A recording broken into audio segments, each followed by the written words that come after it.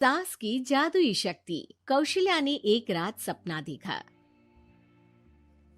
कौशल्या राजपूत, तुमने किए हैं जीवन में अच्छे अच्छे कर्म, इसलिए अब से जब तुम चाहो गायब हो सकती हो, जिसके लिए तुमको सिर्फ चुटकी बजानी होगी और चुटकी बजाते ही तुम गायब। बस एक बात का ध्यान रखना, जहां तुमने कोई गलत काम किया तुमसे ये शक्ति वापस ले ली जाएगी। कौशल्या की नींद टूट जाती है। ये कैसा सपना था? गायब हो जाऊंगी मतलब? हे भगवान, कंबल ओढ़ के सो जाती हूँ, सपना कंबल के अंदर नहीं घुस पाएगा। कौशल्या डर के मारे कंबल ओढ़ के सो जाती है। सुबह कौशल्या मंदिर जाने लगती है। अरे बहू, जल्दी चल, भिखारियों को खाना भी तो खिलाना है। हाँ माँ जी, अभी आई। आज तो खीर और पूरी बने हैं, सब खुश हो जाएंगे। दोनों सास बहू कार से खाने का सामान लेकर मंदिर पहुंचते हैं और भगवान की आराधना के बाद मंदिर के बाहर बैठे भिखारियों को खाना खिलाने लगते हैं। दीदी, आप हर हफ्ते आते हो, इतना सारा करते हो हम लोगों के लिए। मैं आपके लिए रोज अलग से दुआ मांगता हूँ। ये तो फर्ज है हमारा। दीदी, थोड़ी पैसों की मदद हो जाती तो अच्छा होता। बड़े चौराहे पे मेरी बीवी भीख मांगती है, उसका इलाज करवाना है, 100-200 रुपए लग जाएंगे। कौशल्या उसी वक्त भिखारी को 500 का नोट दे देती है और दोनों सास बहू वहाँ से लौटने लगती हैं। तभी कौशल्या को कोई शंका होती है। अब बहू रुक, तो मैं अभी आई। कौशल्या वापस वहीं जाती है तो देखती है कि भिखारी वहाँ है ही नहीं। कौशल्या को रात का सपना याद आता है। वो चुटकी बजा के गायब हो जाती है और सीधे भिखारी के पास पहुँचती है, पर भिखारी को वो दिखाई नहीं देती।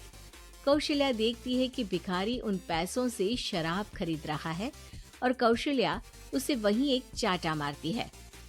अरे कौन है बे? एक और चाटा पड़ता है। अरे कौन है? कौन है? हिम्मत है तो सामने आओ। भिखारी को झूठ बोलने पर तड़ातड़ चांटे पड़ते हैं। वो वहां से भाग खड़ा होता है। कौशल्या चुटकी बजा के वापस बहू के पास आ जाती है और मन ही मन सोचती है, ऐसे तो मैं कितने गलत काम रोक सकती हूँ, कितनी ताकतवर हूँ मैं, किसी को पता भी नहीं चलेगा। सासू माँ, आप क्या सोच रही हो? अब कुछ नहीं, कुछ भी तो नहीं। ठीक है, मुझे ना थोड़े पैसों की जरूरत थी। मेरे कजिन भाई है ना, उनकी तबीयत थोड़ी इधर उधर हो रही है। वो तो खुद से नहीं कहेंगे कि पैसे दे दो, पर बहन होने के नाते मेरा तो फर्ज बनता है ना कि भाई की मदद करूं। अरे हाँ हाँ, ले जाना पैसे। पैसे इसीलिए तो कमाते हैं कि जरूरत में काम आ सके। घर पहुंच के कौशल्या अपनी बहू को 10,000 रुपए दे देती है। कब जाएगी तुम मायके? कल शाम की ट्रेन है। दोनों काम में लग जाती हैं। तभी काम वाली दीदी वहां आती है। आज ना मैं आप लोगों के लिए पनीर बनाऊंगी। ठीक है, मंगवा लेती हूँ पनीर। पड़ोस की दुकान वाला पनीर दे जाता है और काम वाली बाई पनीर से रेसिपी बनाने लगती है। आज अपनी सुपर पावर काम वाली बाई पे ट्राई करती हूँ, देखूं तो सही किचन में करती क्या है ये। सास चुटकी बजा के गायब हो जाती है और किचन में पहुंचती है। बाई को खबर भी नहीं है कि कौशल्या भी किचन में ही है। आज तो मैं भी पनीर की सब्जी बनाऊंगी रात को अपने घर, और थोड़ा सा घी भी रख लेती हूँ। वैसे भी कौशल्या बुढ़िया खा खा के मोटी हो गई है। कौशल्या बाई की चोरी पकड़ लेती है और गुस्से में बाई की चोटी ऊपर उठा देती है। बाई को समझ भी नहीं आता कि उसकी चोटी खड़ी कैसे होगी। वो डर के मारे चीख पड़ती है। बहू भागते हुए किचन में आती है। अरे क्या हुआ? ये तुम्हारी चोटी खड़ी कैसे है? करंट लग गया है क्या? पता नहीं, शायद किचन में ना भूत है। बाई वहां से भाग खड़ी होती है और कौशल्या चुटकी बजा के अपने कमरे में टीवी देखने लगती है। बहू वहां जाती है। माँ जी, किचन में ना भूत है, बाई भाग गई। अरे भागने देना, भूत का तो पता नहीं, किचन में चोर जरूर था और वो थी अपनी काम वाली। अच्छा हुआ चली गई। बहू को कुछ समझ नहीं आया। उसने किचन में जो देखा उसके सदमे में जो थी वो अभी तक। अगले दिन बहू अपने मायके के लिए निकल जाती है। कहीं भिखारी और काम वाली की तरह बहू भी तो मुझे धोखा नहीं दे रही। अरे कहीं वो पैसे ले जाके शॉपिंग तो नहीं करने वाली ना। अभी पता लगाती हूँ मुझसे कुछ छिपा है भला। जैसे भगवान सब देख रहा है वैसे ही मैं भी सब देख रही हूँ। सास को अपनी शक्ति पर घमंड आ गया था। वो अब अच्छे काम करने की जगह अपनी शक्ति का इस्तेमाल खुद का शक मिटाने के लिए कर रही थी। वो चुटकी बजाती ही बहू के मायके चली जाती है। भैया, आपने बताया क्यों नहीं कि इतनी तबीयत खराब है? अरे तेरी सास बूढ़ी हो गई है, इतना भला काम करती है, उनकी मदद कौन करता है? यहाँ तो और भी लोग हैं ना। भैया मेरे पास कुछ पैसे हैं, आप दूसरे डॉक्टर को दिखा दीजिए ना। अरे मुझे लगता है कि मेरा टाइम आ गया है, मुझे जाना होगा। कमरे में भाई की आत्मा को लेने यमदूत आ चुके थे। कौशल्या भले ही किसी को नहीं दिख रही थी, पर यमदूत ने उसे देख लिया। यही आत्मा है शायद, परछाई दिख रही है, पहले ही तैयार खड़ी है। अरे आप कौन हो?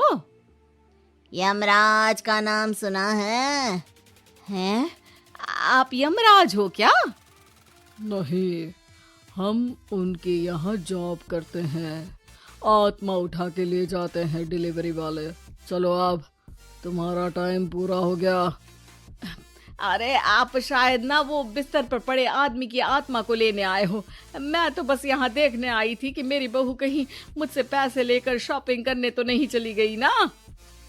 मतलब तुम्हारे पास शक्ति है गायब होने वाली? हाँ। तुम ऐसे तुच्छ काम में उपयोग कर रही हो ऐसी दिव्य शक्ति का। अब तो तुमको ही लेके जाऊंगा। अरे नहीं नहीं, कल मुझे किटी पार्टी में भी तो जाना है। अब नरक में ही करना किटी पार्टी। नहीं नहीं नहीं। 3 बार नहीं क्यों बोल रही हो? टीवी सीरियल चल रहा है क्या एकता कपूर का? अरे प्लीज मुझे जाने दो। आप तो उस बीमार आदमी की आत्मा को लेने आए थे ना। गलत डिलीवरी करोगे तो यमराज डांटेगा ना। बात तो सही कर रही हो, पर हमको उस पे दया आ गई। अभी उसकी उम्र ही क्या है, पर कुछ तो लेके जाना पड़ेगा ना। एक काम करो, अपनी शक्ति दे दो गायब होने वाली। हैं? अरे क्यों? तुम पृथ्वीलोक का भ्रष्टाचार रोक सकती थी, चोरी रोक सकती थी, अरे कोरोना रोक सकती थी, पर तुमने अपनी बहू की जासूसी करना शुरू कर दिया। अरे लेकिन किंतु परंतु। यमदूत सास की शक्ति लेके वापस चले जाते हैं। कौशल्या की परछाई हवा से नीचे गिरती है और जमीन पे आते आते कौशल्या का शरीर सामने आ जाता है। अरे लग गई, कितने ऊपर से फेंका। माँ जी, आप यहाँ ऊपर से कैसे गिरी? अरे समदन जी, आप अचानक कमरे में। सब घबरा जाते हैं। सास बहू को सारी बात बता देती है। ये लो आपके 10,000 रुपये। आपको मुझ पे इतना भी भरोसा नहीं है?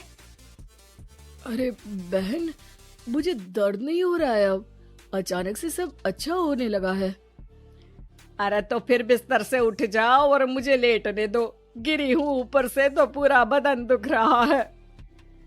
भाई को तो यमदूत ठीक करके जाते हैं, पर कौशल्या देवी दर्द के मारे बिस्तर पर आ जाती हैं।